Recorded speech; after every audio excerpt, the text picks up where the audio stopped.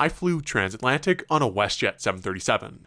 Calgary, Alberta-based WestJet has been a consistent 737 operator ever since they started up in 1996, and the type has continued to be a core part of their operation now 30 years later. Although the Dreamliners get most of the attention, and rightfully so, WestJet's first transatlantic flight actually took place back in 2014 when they launched flights from St. John's to Dublin using a 737-700. As the 737 MAXs joined the fleet, with even better range, more and more possibilities opened up for the airline, which now flies them as far away from Calgary as Panama City. They're very capable airplanes, but can't quite do everything a wide-body airplane can, hence the 767 experiment, and later the order for 10 787s. As we all know, the 787 order got cut down to just 7 planes, which were then maxed out to the point that a privileged-style 777 had to step in for a, no doubt, very expensive month last summer. Although they have finally backtracked on that and ordered another 9 787s, those are not showing up anytime soon. That left WestJet to announce a bunch of new transatlantic routes in summer 2025, flown by their 737 MAXs out of Halifax, St. John's, and Toronto. Further west, though, you can't really feasibly reach Europe from Calgary on 737s, with one exception. The previous summer, WestJet launched seasonal flights from Calgary to Reykjavík, Iceland with the 737 MAX 8. That route returned for summer 2025, and was a very convenient way for us to get home after our big trip around this part of the world. I will mention one thing quickly. This flight is not on one of the planes with those seats, but I'll touch on those a bit later on.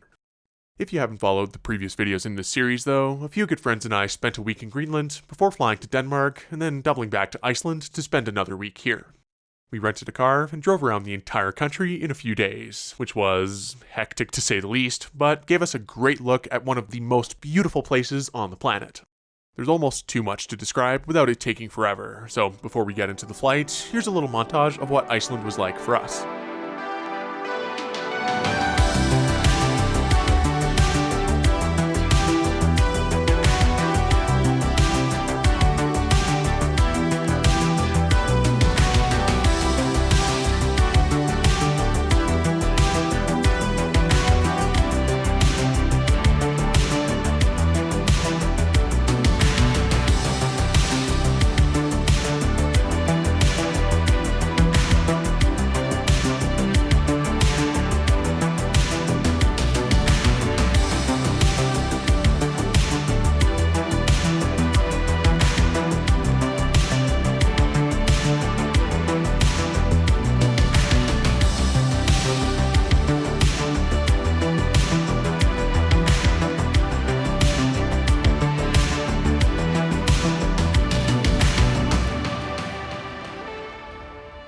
After our little road trip around almost the whole country, our last drive here was out to Keflavík International Airport, the international airport serving Reykjavík about 50 kilometers west of the city. Reykjavík does have another airport within the city that's only used for domestic flights, but Keflavík is by far the busiest airport in all of Iceland. About 25% of the airport's passengers connect here using Icelandair's hub strategy, but for tourists like us departing from here, there are lots of lines for the foreign airlines. Last summer, the WestJet flight to Calgary was daily during peak season, going down to about 4 weekly at the time that this was filmed. For summer 2026, WestJet will again be flying daily from Calgary, and they're also adding once weekly flights here from Edmonton and Winnipeg too. The check-in and bag drop lines didn't take too long, and we were off to go through security, which also didn't take more than a couple minutes. I will say, it's always nice to see your hometown on a flight board at some faraway airport, especially knowing you're going straight there and bypassing a certain other city on that list. After weaving through the usual duty-free, there are a couple more shops and places to buy some food before heading towards your gate. Along the way, I could see our 737 parked on a remote gate through a particularly rainy window. I'll tell you more about the plane a little later on. We still had to go through passport control since we'd be leaving the EU, and that also didn't take very long. The officer I had thought my Greenland entry stamp was super cool, and I'm glad to have an exit one from here too before stamps disappear altogether. After that, you head downstairs to a couple more stores and eventually the gates for these non-Schengen flights. As expected, our gate was a bus gate, and they called for boarding right on time, still using the usual zone number system. In this case, boarding by zones does feel a little redundant. Interestingly, this will actually be my first time flying across the Atlantic on a 737, which was also partly why we picked this flight. Of course, calling it across the Atlantic might also be debatable since we actually spend most of the flight in Canadian airspace anyway, but I'm still counting it. A short drive later, and we could see our ride back home amongst more Maxes here at Keflavík. Our plane for today would be one of WestJet's original 737 MAX 8s, the 7.5-year-old one registered as Charlie Foxtrot Romeo Yankee Victor. This was the fifth MAX 8 to be delivered to them in March 2018. It's also one of only 6 737 MAXes in the old WestJet livery, and will probably be one of the last to get painted once they get through all the swoop and Sunwing planes. We also had the lucky privilege of using what seemed like the only uncovered stairs on the whole apron. That had predictable results the moment the line stopped moving, so I could at least have a quick look around in the rain.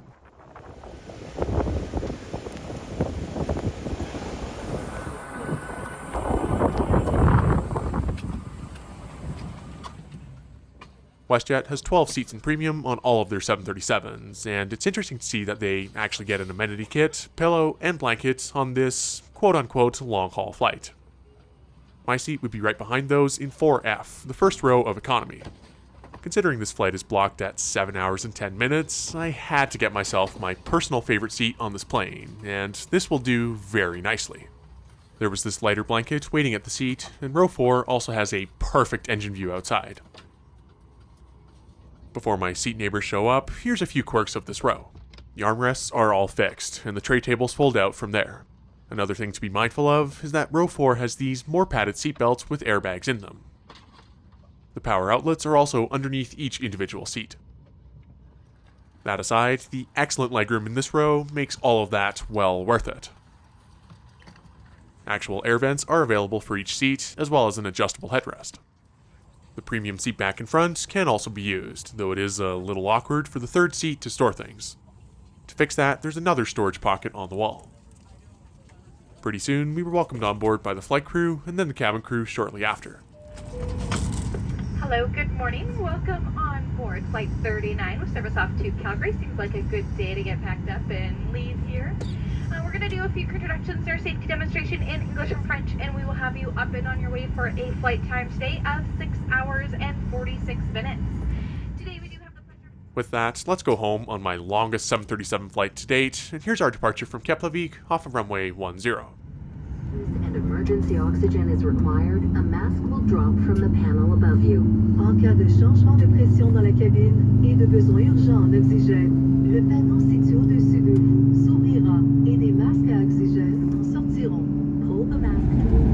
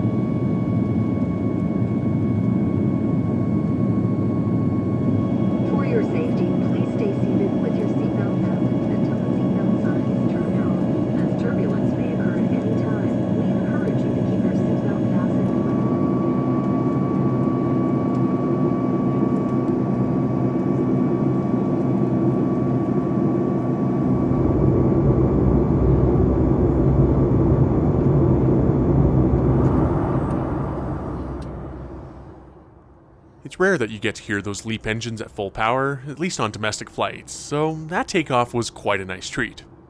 Our flight home to Calgary today would take us directly west from Iceland, over Greenland, and then entering back into Canadian airspace over the Davis Strait just east of Nunavut. It's a very similar routing to most European long-haul flights towards Western Canada, just without the extra hour or two of flying away from mainland Europe. WestJet seat back pocket contents have changed a fair bit since the last time I made a video on their 737s. First up, we had a pamphlet talking about the new WestJet Wi-Fi and how to connect. I'll try that out a bit later on. There was also a buy on board menu here. Extended comfort, which is rows 4 to 7 on this plane, get a complimentary alcoholic beverage in addition to the usual service. One other new thing is the possibility of buying an extra meal from Premium. That's something they introduced within the last year, and gives the Premium cabin some more flexibility with how many of each meal they bring. There's also the usual air sickness bag, and the WestJet Vacations magazine, which replaces the old WestJet magazine that disappeared during 2020 and had no replacement for a couple years. There are plenty of good travel-related articles here, plus WestJet's fleet page and route map. Lastly, there's also the new safety card for the 737s, which is smaller than the last version and has a bit less color. They also definitely did not get the right shade of teal. Now, to my surprise, economy passengers actually do get a hot meal from WestJet on these transatlantic 737 flights. These came on a tray with the usual choice of drinks. On the tray was a bread roll, some Icelandic chocolate, a salad, butter, salad dressing, and then the main course. Here we had some chicken in a sauce with potatoes and carrots. All of this came with some cutlery, which was wooden, but it was pretty durable and actually usable. Everything here tasted pretty good. The main course was admittedly kind of basic, but I would much rather have this than nothing at all. The Icelandic milk chocolate was a nice touch and a great way to finish off the meal.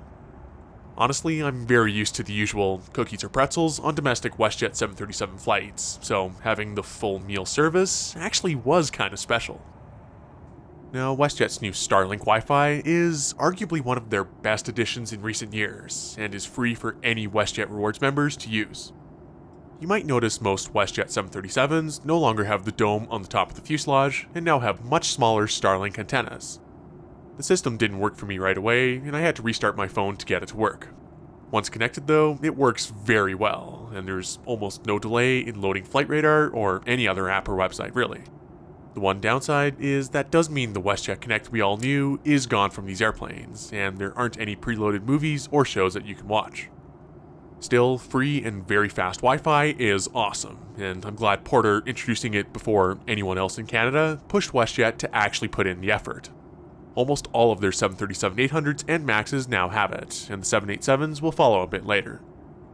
Our meal trays were eventually cleared just as we approached the west coast of Greenland, and fortunately there was a momentary break in the clouds. It's still crazy to think that we got to visit there too on the same trip. If WestJet wants a suggestion for another summertime destination to send a MAX once a week, may I selfishly suggest Calgary to Nuuk. I even have the stock photos they can use for that press release already. The Davis Strait between Greenland and Canada was clouded over, but the east coast of Baffin Island was completely clear. It is, once again, kind of wild to see these sorts of views while flying on the same type of plane that usually takes me from Calgary to Vancouver. That had me occupied for a good 15 minutes, so here's another little montage for you.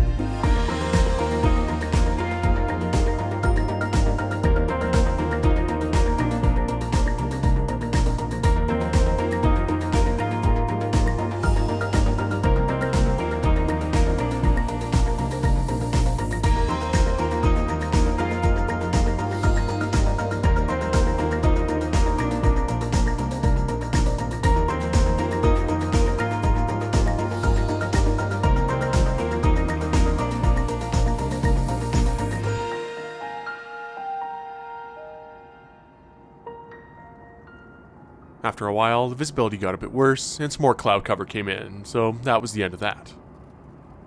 The blankets that WestJet provided are thin, but also pretty soft. The premium pillows also look nice. WestJet 737 MAX 8s have 3 lavatories on board, one in the front for premium and 2 for economy in the very back. They do allow economy passengers to use the premium one during a service when the carts are in the aisle, but the curtain is closed after that. The rear lavatories are fine. They're definitely on the small side, but there are at least lots of mirrors to make it feel roomier. Sitting anywhere in the back couple of rows though, there's consistently a lineup after each service. Fortunately, the incoming MAX 10s will have a 4th lavatory, but I hope it's somewhere near the middle of the cabin and not just next to the other 2 in the back. Right around the Manitoba-Saskatchewan border, the crew came back through the cabin with a pre-arrival service. We got an Icelandic fried pastry, which is also called a twisted donut, and was very tasty. We also had a choice of beverages, and I went for some coffee.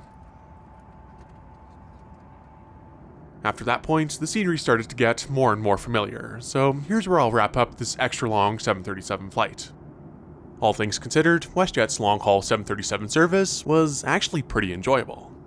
I've said before that I'm not a huge fan of overly long flights on narrow-body planes, but I think anything below the 7-hour mark is still reasonable, which is kind of near the MAX 8's limit anyway.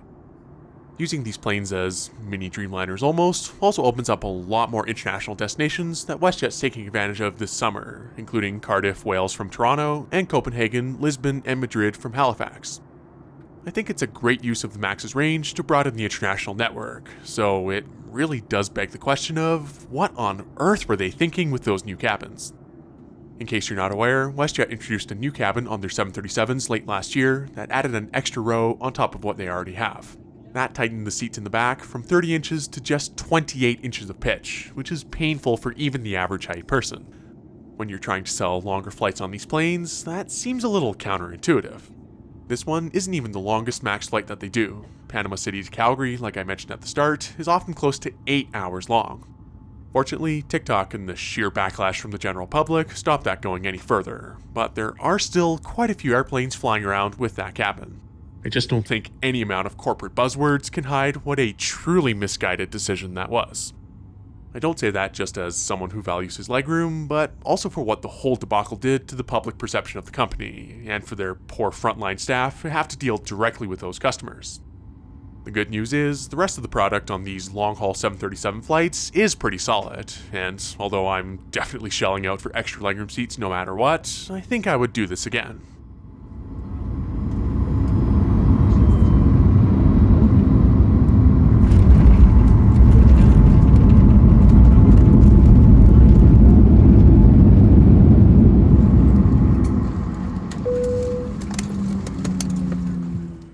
Thank you so much for watching this unique transatlantic flight with WestJet, and I will see you next time.